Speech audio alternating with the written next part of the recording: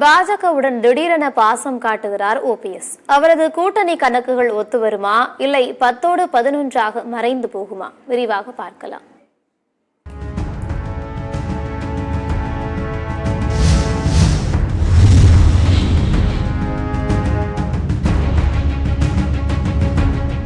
தமிழகத்தின் திருச்சி வந்த பிரதமருடன் சந்திப்பு, அதிமுக தொண்டர்கள் உரிமை மீட்பு குழு என்று அரசியல் துறவரம் பூண்டது போல இருந்த ஓபிஎஸ் மற்றும் அவரது குழுவினர் மீண்டும் அரசியலில் அதிரடி காட்டி வருகின்றனர். அதிமுக பொதுச் செயலாளர், எதிர்க்கட்சித் தலைவர் அந்தஸ்தில் உள்ள எடப்பாடி பழனிசாமி பிரதமர் தமிழகத்திற்கு வந்தபோது சந்திக்கவில்லை. பாஜகவுடன் கூட்டணி இல்லை என்ற நிலையில் தெளிவாக இருக்கிறார். ஆனால் தனித்து விடப்பட்ட ஓபிஎஸ் மற்றும் அவரது குழுவினர் பிரதமரை சந்தித்தது தொண்டர்களுடன் சந்திப்பு என்று தற்போது பரபரப்பாகி இருக்கிறார். இதில் அவருக்கு பலன் கிடைக்குமா என்ற யதார்த்தமான கேள்வி எழாமல் இல்லைதான்.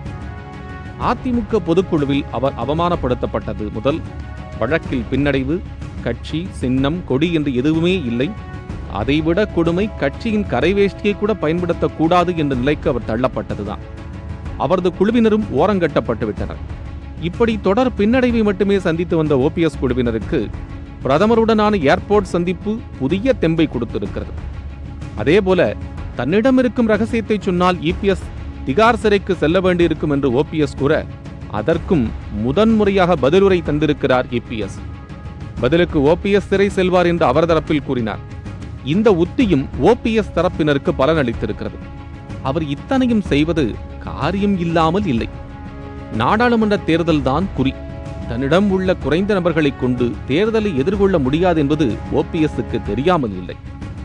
எனவே அதை வைத்துக் கொண்டு ஒன்றும் செய்ய முடியாது என்பதால் டிடிவியுடன் கூட்டணி என்பதோடு இல்லாமல் தற்போது சசிகலாவை தேவைப்பட்டால் சந்திப்பேன் என்றும் கூறியிருக்கிறார். பாஜகவுடன் கூட்டணி சேர்ந்தால் வரவிருக்கும் நாடாளுமன்ற தேர்தல் பலன் கிட்டும் என்பதால் இந்த சந்திப்பு நடைபெற்றிருக்கிறது. சந்திப்பில் அரசியல் இல்லை என்று பொதுவெளியில் கூறப்பட்டாலும் அரசியல் இல்லாமல் இல்லை என்பது அறிந்தோர் வாக்கு. ஆனால் ஓபிஎஸ்-இடம் இருக்கும் வாக்கு வங்கியும் டிடிவி தினகரனிடம் இருக்கும் வாக்கு வங்கியை பற்றியும் பிஜேபி நன்கு அறியும். ஒருவேளை இந்த கூட்டணியில் பாமக சேர்ந்தால் வேண்டுமானால் பிஜேபி கூட்டணி காய்களை நகர்த்தும். இல்லை என்றால் இந்த கூட்டணி சுமூகமான நகர்வுகளை கொண்டதாக இருக்காது. ஓபிஎஸ்-இன் நம்பிக்கைக்கும் பலன் இருக்காது.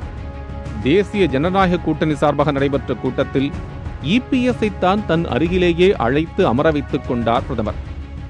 தற்போதிருக்கும் சூழலில் தைரியமாக இபிஎஸ் பிஜேபியை எதிர்க்க துணிந்ததும் ஓபிஎஸ்-இன் ஆதரவும் அவர்களது எதிர்பார்ப்புகளை நிறைவேற்றுமா அல்லது ஓபிஎஸ்-இன் கனவைத்தான் நிறைவேற்றுமா என்பதை பொறுத்திருந்துதான் பார்க்க வேண்டும்.